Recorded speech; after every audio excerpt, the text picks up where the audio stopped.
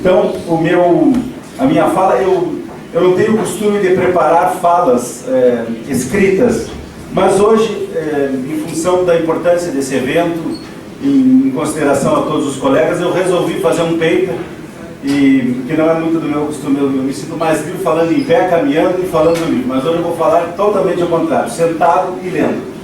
Bom, a minha fala vai se chamar Democracia e Antropofagia. E por que essa fala? Essa fala eu estou fazendo ela desde um lugar bem específico, a partir de 2 manifestos que foram feitos nos anos de 1924 e 1928 no Brasil, por um dos nomes que eu considero dos maiores nomes da cultura brasileira, que se chama Oswald de Andrade, um paulistano que no ano de 24 editou um manifesto num jornal chamado Correio da Manhã, e esse manifesto se chamava Manifesto da Poesia Pau-Brasil.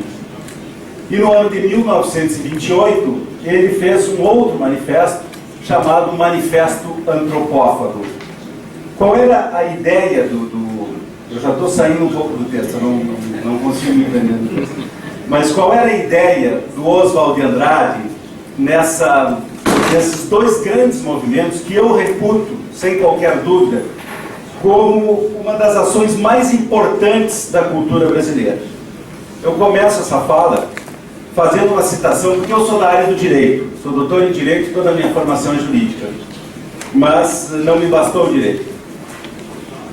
A citação é a seguinte, do Oswald de Andrade, que é do Manifesto Antropófago de 1928.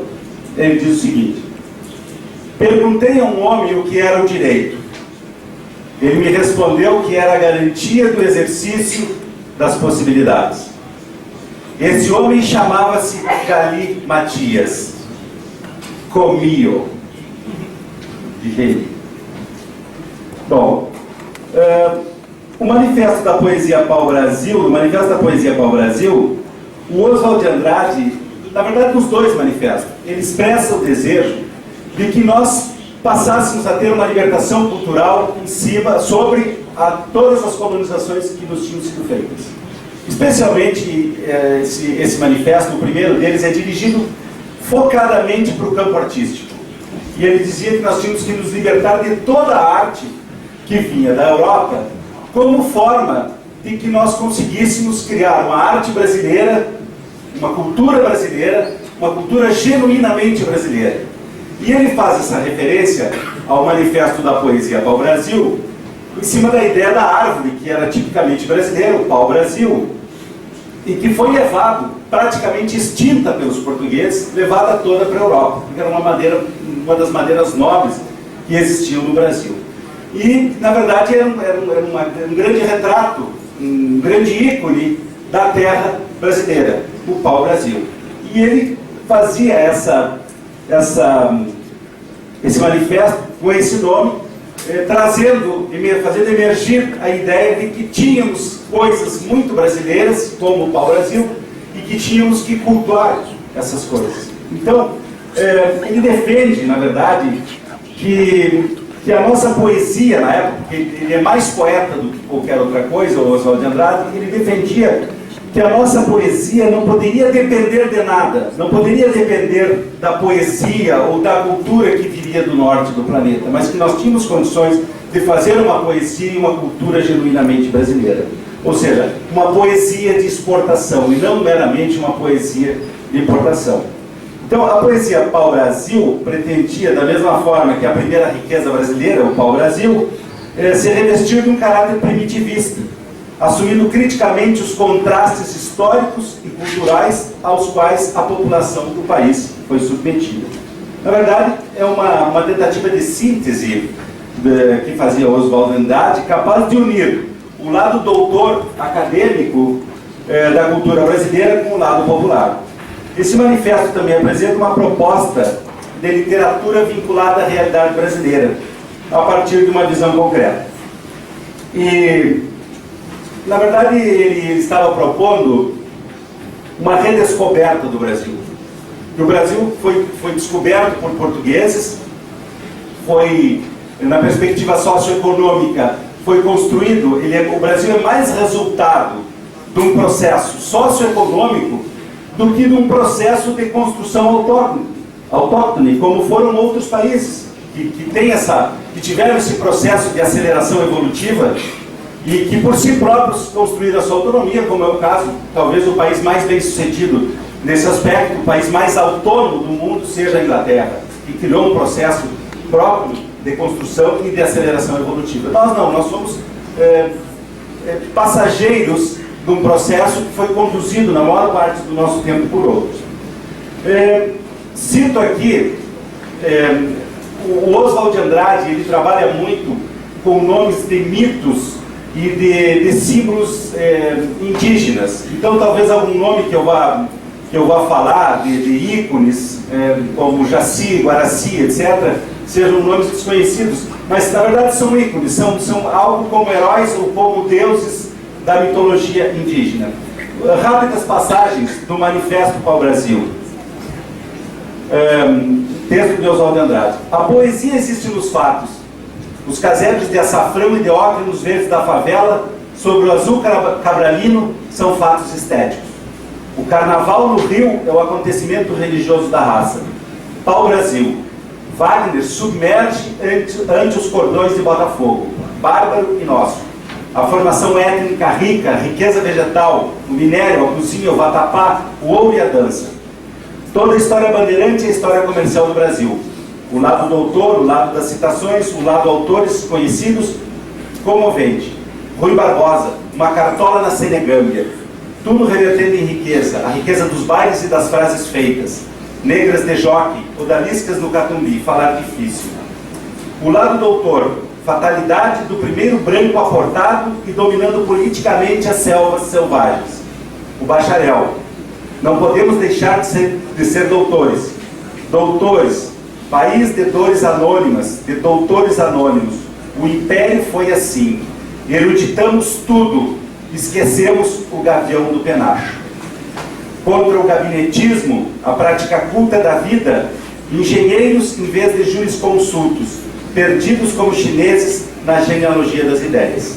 A língua sem arcaísmo, sem erudição, natural e ideológica, a contribuição milionária de todos os erros. Como falamos, como somos. A reação contra o assunto invasor, diverso da finalidade.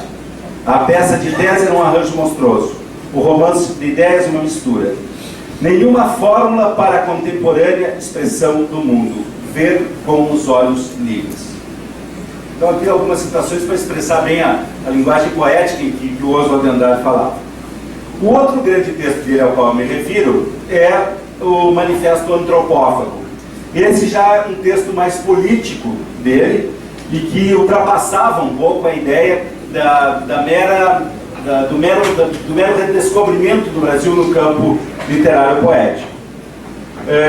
O Manifesto Antropófago destaca um primitivismo como um signo de deglutição do outro, do moderno, do civilizado, do importado desconectado com a nossa realidade.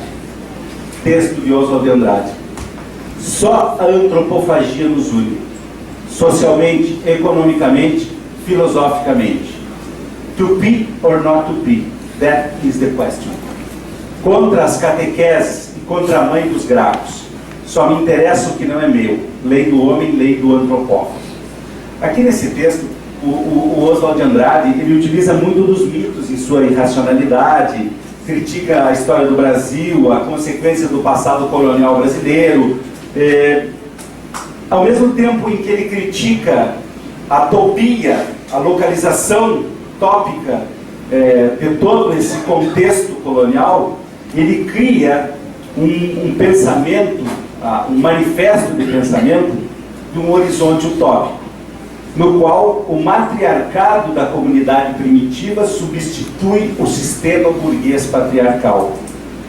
Contra, texto de Oswald de Andrade, contra a realidade social vestida e opressora cadastrada por Freud, a realidade sem complexos, sem loucura, sem prostituição e sem penitenciárias do matriarcado de Pindorama. Pindorama é uma referência dos índios, como os índios chamavam a nossa terra, que hoje nós chamamos Brasil. Então aqui o Oswald de Andrade, nessa fala do Oswald de Andrade, não se trata de opor pura e simplesmente a civilização moderna e industrial, de se opor à civilização. Antes, Oswald acredita que são alguns dos benefícios proporcionados por ela que tornam possíveis formas primitivas de existência. Por outro lado, somente o pensamento antropofágico é capaz de distinguir os elementos positivos dessa civilização, eliminando o que não interessa e promovendo, por fim, a Revolução Caraíba e seu novo homem bárbaro tecnicizado. Queremos, texto de Oswald de Andrade, queremos a Revolução Caraíba. Caraíba é uma expressão que é usada numa língua, para definir uma língua que era muito usada por várias tribos indígenas, uma língua caraíba. Queremos a Revolução Caraíba, maior que a Revolução Francesa, a unificação de todas as revoltas eficazes na direção do homem. Sem nós, a Europa não teria sequer a sua pobre Declaração dos Direitos do Homem. A Idade do Ouro anunciada pela América, a Idade de Ouro e todas as guerras. Mediante a oposição de emblemas culturais e símbolos míticos, o autor reconta de forma metafórica a história do Brasil, e com uma série de símbolos que, na verdade, participaram da usurpação brasileira, mas não de símbolos meramente estrangeiros, mas de símbolos também que se uniram a essa cultura estrangeira aqui no Brasil.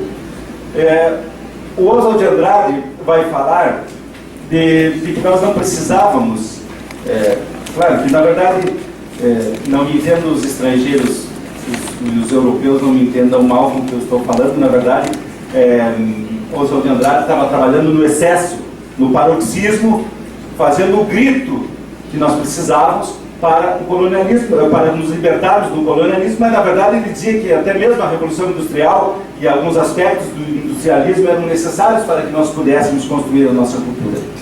Então, ele trabalha essa ideia do nosso passado emparelhado com as utopias vanguardistas. E ele dizia, já tínhamos o comunismo, os índios e ainda são comunistas. Já tínhamos a língua surrealista, que depois franceses como André Breton, Paul Éluard e outros, né, vão trazer como um grande movimento. Nós tínhamos a língua surrealista. O exemplo do que ele cita aqui de vários outros cantos indígenas, Catiti, Catiti, Imara Notiá, Notiá Imara e Peju, que traduzindo para o português significava lua nova ou lua nova, assopra em alguém as lembranças de mim. Coisas bem surrealistas que os índios já faziam. Bom, o que eu quero trazer com essa parte rapidamente inicial aqui da fala de Oswald de Andrade, tá? A ideia alegórica da antropofagia. Quando os portugueses começaram a chegar no Brasil, alguns índios do litoral comiam os portugueses porque não conheciam. E mantinham, com aquele ato, interpretado por Oswald de Andrade dessa forma, a pureza da raça indígena, da terra indígena e da cultura indígena. Era essa a ideia da antropofagia. Oswald de Andrade traz a antropofagia para o campo simbólico. Precisamos deglutir toda a cultura estrangeira e criarmos uma cultura nossa. Segundo depoimentos do próprio Oswald de Andrade, posterior à leitura do manifesto, do segundo manifesto, que foi feito na casa de um outro poeta chamado Mário de Andrade, a antropofagia foi um lancinante divisor de águas no modernismo brasileiro. Não apenas por causa do ato de conscientização que significava a descida antropofágica, o deslocamento do objeto estético, ainda predominante na fase pau-brasil, para discussões relacionadas com o sujeito social e coletivo, como também pelas opiniões divergentes que gerava e que é causa dos frutos desentendimentos entre os modernistas. A multiplicidade de interpretações proporcionada pela justa posição de imagens e conceitos é coerente com a aversão de Oswald de Andrade ao discurso lógico linear herdado da colonização europeia. Sua trajetória artística indica que há coerência na loucura antropofágica, em sentido no seu não senso. Contra a utopia de um país colonizado cultural e intelectualmente, a utopia de uma arte autônoma brasileira totalmente descolonizada. Bom, preparado isso, no campo da literatura e da poesia, que eu acho que é extremamente importante desse manifesto do Oswald de Andrade, eu passo para uma análise que vai para o campo do nosso pensamento jurídico, para o nosso campo epistemológico, e especialmente para a questão da democracia. E eu começo com o seguinte título: se a democracia é a consciência do universo, Guaraci é a mãe de todos os viventes de Pindorama. Guaraci era uma entidade religiosa que os índios adoravam e que significava um substrato de união dos povos indígenas, ou seja, um elemento de amálgama dos povos indígenas em cima de um elemento espiritual comum. Os dois manifestos de Oswald de Andrade tinham um profundo foco estético, artístico, mas com alguns declives políticos. Creio fortemente numa atualidade de suas preocupações que podem e devem ser facilmente estendidas para uma análise crítica de nosso pensamento político e jurídico e para uma observação criteriosa de nossas instituições públicas, especialmente em razão dos grandes contingentes de excluídos que ainda temos em um país que, pelo menos no texto constitucional, é nominado como uma república e constituído como um Estado democrático de direito. Provavelmente, se Oswald de Andrade pudesse ponderar acerca de nossa realidade atual, diria que não somos nem tão republicanos nem tão democráticos. Por que penso assim? Nossos importadores de consciência enlatada trouxeram ideias e funcionalidades da democracia europeia e americana do norte, em todo o seu conjunto de sublimações antagônicas à nossa realidade. Aderimos, sem maiores controvérsias, a uma consciência universal democrática criada a partir de alguns processos históricos que se globalizaram desde realidades sociais e políticas bem específicas vividas por alguns povos, que por processos de aceleração evolutiva, utilizo aqui a expressão de Darcy Ribeiro, construíram suas autonomias e passaram a influenciar sobre os mais variados aspectos o restante do planeta em movimentos reflexos de atualização ou incorporação histórica. É inevitável, neste aspecto, concordar com este antropólogo brasileiro para quem as teorias modernas de alto alcance histórico, embora se prestem para descrever a progressão das sociedades europeias, de cuja história foram inferidas, não se aplicam, senão de modo forçado, a outros contextos. E aqui me refiro especificamente à questão da democracia. No Brasil, nós importamos 3 parâmetros de democracia que vieram do norte do planeta. E não só para o Brasil, mas para toda a América Latina. Primeiro, trouxemos a democracia liberal do século XVIII, nos moldes propostos, por exemplo, por franceses como Benjamin Constant, e junto com essa proposta de democracia, que tinha sido um movimento histórico dos burgueses, veio junto a proposta dos burgueses de afirmação econômica. Qual era? A democracia censitária. No Brasil, em 1824, na Constituição de 1824, alguns indivíduos que tinham renda, e renda alta, não era renda baixa, só eles poderiam ter acesso aos grandes cargos políticos. Trouxemos, na década de 30 do século passado, com a derrubada da República Velha, importamos pela mão de Getúlio Vargas as democracias nacionais socialistas da Europa. E que na mão de Getúlio Vargas, me perdoem alguns gaúchos, né? Eu também sou gaúcho, na mão do Getúlio Vargas ganhou contornos totalitários. Getúlio Vargas foi um grande ditador, foi um homem que pensou alguns aspectos sociais da sociedade brasileira, mas foi um grande ditador. Depois caímos em períodos de pequenas democracias, caímos num período razoavelmente longo de ditaduras, e importamos, com mais ou menos 50 anos de atraso, as chamadas democracias sociais, democracias constitucionais e sociais de direito, com direitos liberais, direitos sociais, direitos de várias fases do constitucionalismo. Muito bem. Entretanto, jogamos todos esses modelos dentro de uma sociedade que tinha laços com o passado de uma dominação colonial violentíssima. Ainda temos substratos e elementos desse colonialismo. E falo isso e me refiro mais especificamente a 2 aspectos. Primeiro, quando importamos há 25 anos atrás a democracia social de direito, democracia constitucional e social de direito, de modelos como a Alemanha, como Espanha e como Portugal, trouxemos junto o pensamento europeu. O que eu quero dizer com isso? No Brasil, o constitucionalismo não produziu nada de novo. Os nossos democratas, especialmente aqui estou me referindo aos juristas, os nossos juristas de plantão, os nossos constitucionalistas, os nossos democratas, não produziram nada de novo. Apenas repetiram um pensamento europeu, e a grande moda que existe no Brasil hoje, entre os constitucionalistas e entre os democratas, no campo dos juristas, é dizer: eu sou habermasiano, eu sou heideggeriano, eu sou gadameriano, eu sou luhmanniano, eu sou ferrajoliano e eu não sou nada brasileiro, porque nós não produzimos um pensamento brasileiro. Me perdoe que nessa casa deve ter alguns também. Tá? E eu não tenho o menor pudor em dizer isso, porque conheço bem de perto o que está se fazendo. Não produzimos absolutamente nada de novo. Mantivemos enormes distorções que existem no país, e a nossa democracia, pelo menos no que toca em relação aos juristas, os juristas estão mantendo um status quo que vem se repetindo há muitas décadas no Brasil. Em outras palavras, usando uma lógica de Lampedusa, as coisas mudaram para continuar mais ou menos como sempre foram. O que me parece importante aqui? O establishment jurídico hoje, do pensamento jurídico, não mudou muita coisa no país. Estamos lutando, eu não vou me incluir porque eu não faço parte do establishment jurídico, mas os que fazem parte do establishment, que ocuparam esses lugares do poder, estão lutando por manter todos os lugares coloniais, diríamos assim, que a nossa sociedade possui.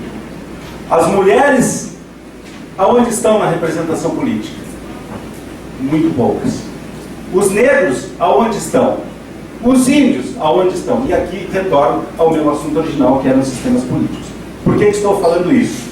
Estou falando isso porque na semana passada foi aprovada uma proposta de emenda constitucional que eu julgo da mais alta importância antropofágica na sociedade brasileira. A sociedade brasileira está começando um processo antropofágico, e há muitos está doendo, porque estamos comendo a própria carne colonial.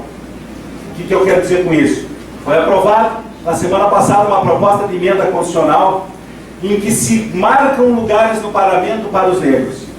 Negros e pardos, ou seja, afrodescendentes, que compõem mais de 51% da população brasileira, tem hoje menos de 8% na representação política do país. Ora, mas que democracia é essa? Somos todos iguais perante a lei, mas uns mais iguais do que os outros. Para os brancos que vieram nas ondas colonizadoras europeias, todos os espaços políticos. O que é isso? Isso é a nossa tradição colonial. Para os negros e para os índios, que foram queimados como carvão humano na construção do Brasil, nada. 8% no máximo para os negros, e para os índios nada. Sabe quantos deputados federais tivemos na história brasileira? Índios, um deputado. Mário Juruna, que virou na história brasileira uma figura caricata na política, porque não teve condições de exercer o seu mandato. Não tinha condições culturais, não tinha suporte para exercer. Temos hoje no Brasil aproximadamente 1 milhão de índios e não temos um representante. As mulheres, que são mais de 50%, tivemos que fazer uma cláusula para as candidaturas políticas para que elas possam ter 30% das candidaturas. Porque a nossa sociedade patriarcal colonial não dá acesso às mulheres. Faço toda essa volta para chegar, saindo de Oswald de Andrade e chegando nessa questão que eu julgo da mais alta importância,